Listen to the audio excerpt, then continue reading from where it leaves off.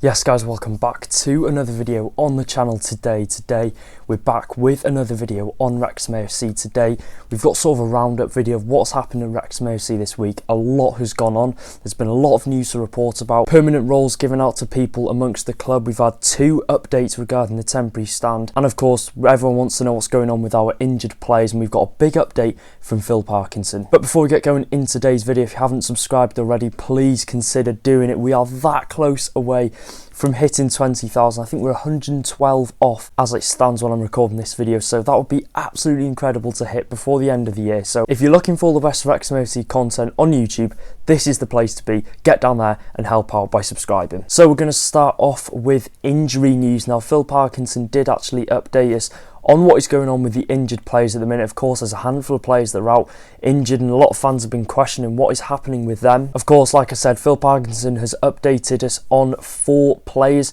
what their current situation is regarding their injury time, coming back into the starting 11, contact training, non-contact training, etc. The first 2 we're going to be reporting on is Ryan Barnett and Stephen Fletcher. Now, 2 really good players that have a good impact on the team. This is probably the best news possible. They have both trained with the main group in training, so it looks as if their return to the starting 11 and the matchday squad is imminent. Hopefully it could be maybe Boxing Day or the 29th away from Walsall, so they are back training with the main group, which means they're basically back fully fit and are ready to play a part in the squad again. Moving on to Arthur Okonkwo now. He is back in non-contact training. Of course, he injured his jaw away at Harrogate Town and he had to undergo surgery at Arsenal to fix his jaw, and yeah, he's back in non-contact training at Wrexham AFC and he's getting to grips with wearing a protective mask for his jaw, so expect to see Arthur Okonkwo wearing a mask when he does return. Looking at a time date for Arthur Okonkwo, we could be looking at possibly the last game of the year, possibly Barrow on the opening day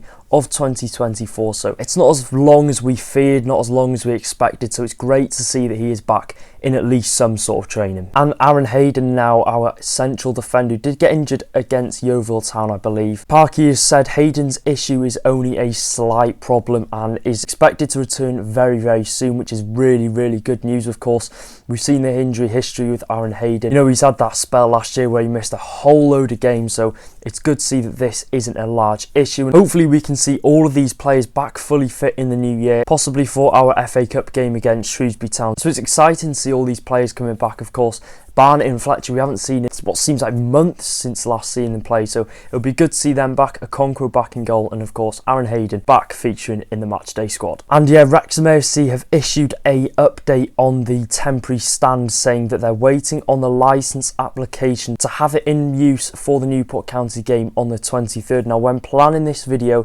this was the plan, that they were going to get the licence application. They were waiting to hear what happened, and about an hour ago they've confirmed that we will have the temporary stand in use against Newport County at home, which is absolutely incredible.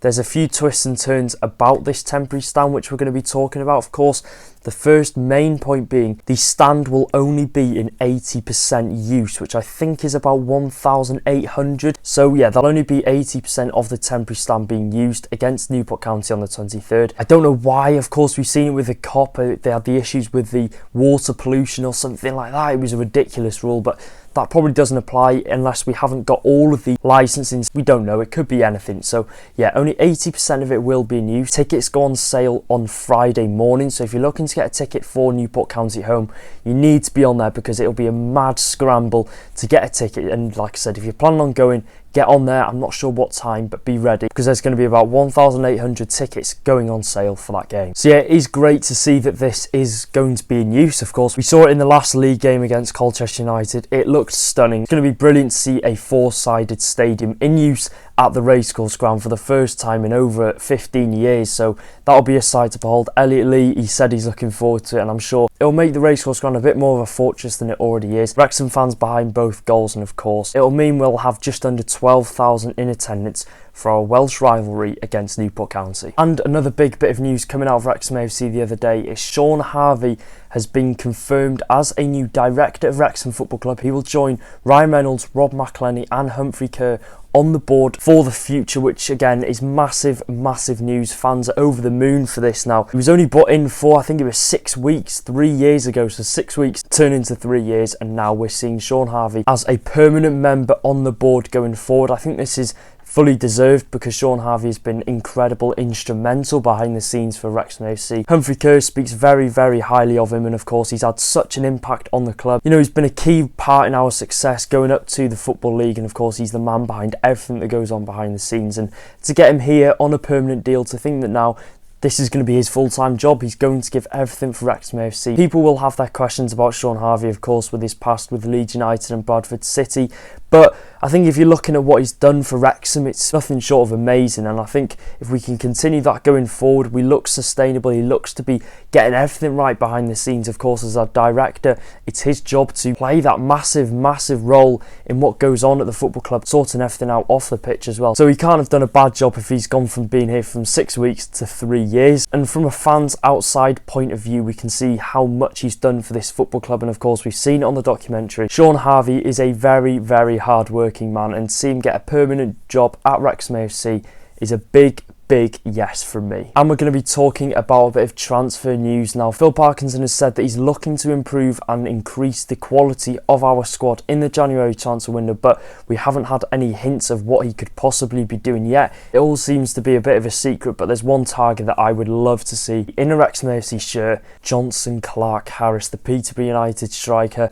It was incredible to hear in the summer that the Peterborough United director or chairman said that Wrexham AFC had approached them for Johnson Clark-Harris, and to think that that could have been a deal that happened in this summer would have blown my mind if that would have happened. And I still think there's a chance we could go back in for him. You know, he's playing a big-ish role for Peterborough United this year, 16 games, 4 goals, so you know, he's not really hit the heights that he has done in previous seasons. Maybe he needs a new challenge, and maybe that could be at Wrexham AFC in the January transfer window. I'm not sure what his contract situation is. If his contract runs out this summer, we could look at getting him in the summer of 2024, but he would add so much quality to our front line. It would be incredible. You know, you'd have Paul Mullin, you'd have Ollie Palmer, you'd have Johnson Clark-Harris, Stephen Fletcher, Sam Dolby.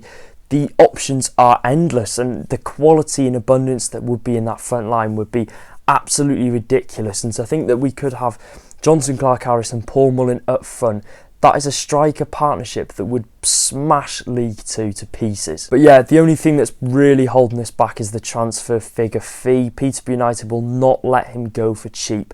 He's been incredible for Peterborough United in the seasons that he has been there. He's got a good history in scoring goals, and of course he's playing a big part at Peterborough United. He's their main striker, he's their source of goals, so we're going to have to get the cash out for this one. We're probably looking at high-end 6 figures for Johnson Clark-Harris. If we are to go in for him, depends if we are willing to go in for Johnson Clark-Harris that much and spend as high as probably about £1 million on him, because you can't be expecting to get a player of Clark-Harris's experience, goal scoring record for less than probably 500,000. You're looking at a high figure. Peterborough United will not budge on this situation because, like I said, he is their main man up front. But yeah, if we're going sensible options and what positions I think Phil Parkinson will improve on, we're definitely probably looking at getting another centre back in, possibly a striker and possibly a centre midfielder. And I do think it will be a busy period in the January transfer window for Wrexham.